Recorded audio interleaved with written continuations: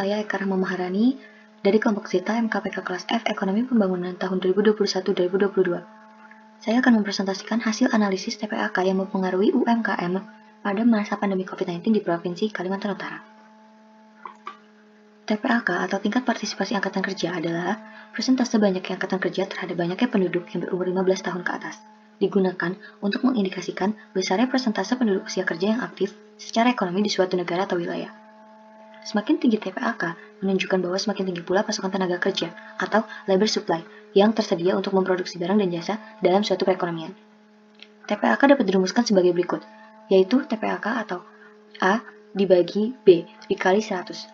A di sini jumlah angkatan kerja dan B jumlah penduduk usia kerja dikali 100. Berikut data yang saya gunakan dalam analisis ini. Saya menggunakan data tingkat partisipasi angkatan kerja semesteran, dan saya menggunakan data Provinsi Kalimantan Utara saja dengan tahun 2018 sampai 2020. Angkatan kerja adalah penduduk usia kerja 15 tahun dan lebih yang bekerja atau punya pekerjaan namun sementara tidak bekerja dan pengangguran. Variabel untuk menyusun indikator angkatan kerja juga diperoleh dari Sakernas, Supas, dan Sensus Penduduk. Indikator ini bermanfaat untuk mengetahui jumlah yang berpotensi untuk bekerja. Semakin tinggi jumlah angkatan kerja, berarti semakin banyak jumlah penduduk yang berpotensi untuk bekerja. Angkatan kerja dapat dirumuskan sebagai berikut, yaitu angkatan kerja sama dengan A ditambah B. A di sini adalah jumlah penduduk umur 15 tahun ke atas yang bekerja, dan B jumlah penduduk umur 15 tahun ke atas yang pengangguran. Berikut data yang saya gunakan dalam hasil analisis ini. Saya menggunakan data angkatan kerja menurut perorangan pada tahun 2018 sampai 2020 menurut kabupaten yang ada di Provinsi Kalimantan Utara dari tahun 2018 sampai 2020. Berikut infografik yang saya buat. TPAK, Angkatan Kerja, dan UMKM dari tahun 2018 sampai 2020 di Provinsi Kalimantan Utara. Berikut analisis TPAK.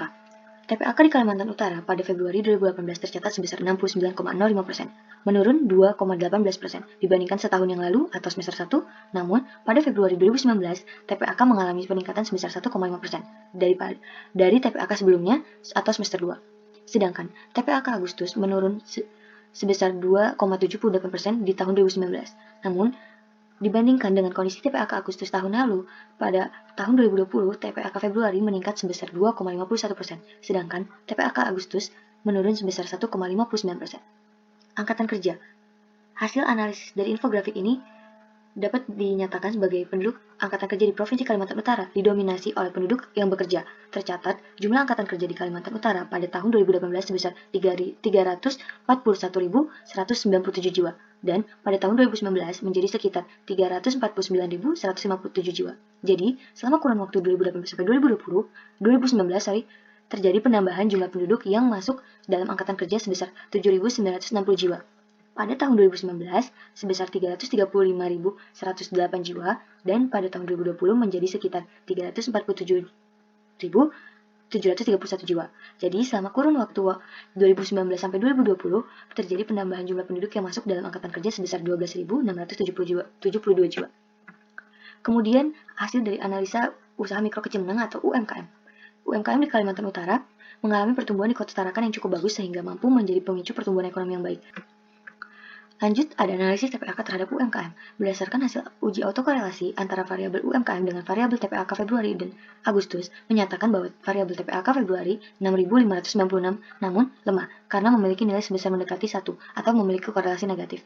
Sedangkan variabel TPAK Agustus atau semester 2 tidak terdapat korelasi karena memiliki nilai mendekati 0, yaitu sebesar minus 0,4982. Selanjutnya ada analisis angkatan kerja terhadap UMKM. Berdasarkan asumsi multikolinearitas menyatakan bahwa antara variabel UMKM dengan variabel bekerja nilai korelasinya 0,7365 sedangkan variabel UMKM dengan variabel pengangguran nilai korelasinya 0,77211 dinyatakan menerima H0 atau tidak ada masalah multikolinearitas karena nilai korelasi antar variabel tidak lebih dari 0,75. Namun, asumsi multikolinearitas pada hasil uji antara variabel bekerja dengan variabel pengangguran terdapat masalah multikolinearitas karena nilai korelasinya tercatat sebesar 0,9622, yaitu melebihi 0,75. Untuk mendapatkan file data infografis yang ada pada halaman Rahma, teman-teman dapat klik di sini.